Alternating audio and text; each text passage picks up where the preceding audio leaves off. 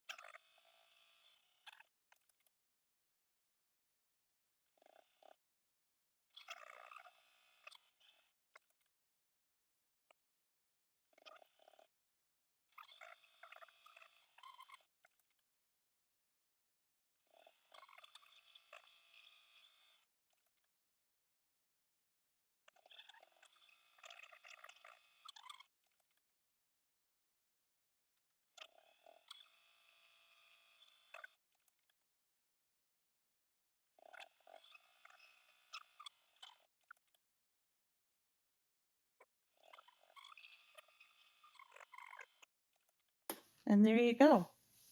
This is what the fan looks like. Now you'll have the circle here, and we're going to have to cut that off straight. So if this is the straight edge, I will be bringing it down. So this is right at the edge here. And that's how it's going to look. There you go. Okay, so here we are now, and I have this very large triangle piece here that is going to go on the edge of the quilt. So the quilt that you saw is square, and it's actually going to go on point. So on point means the one of the it's going to be tilted ever so slightly. So one of the points of the square is going to be on the bottom. So it's going to look kind of like a diamond, so to speak. And this long edge right here, that is going to go along the edge of each side of the square, making it another square. So actually, this piece is going to kind of look like this. I know it's kind of hard to see and on the film, on the camera here, but trust the process when I'm doing this. So this is the fan that these fans with what I was just working on previously.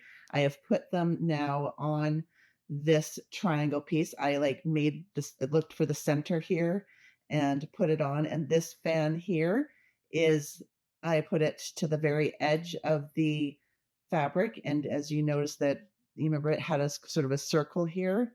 I literally pushed it all down and then I measured it against here and I cut it all.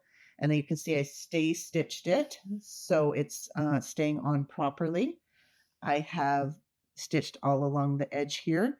And I also stitched in the ditch right in each tie here to really secure it and hold it in place. I did the same thing with the top point of the ties.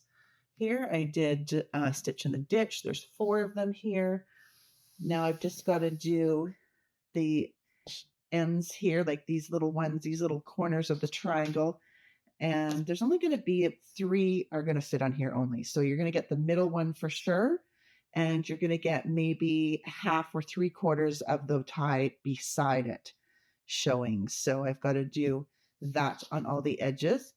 One important thing that I want to show you is I actually stay stitched this huge triangle because these are cut on the bias.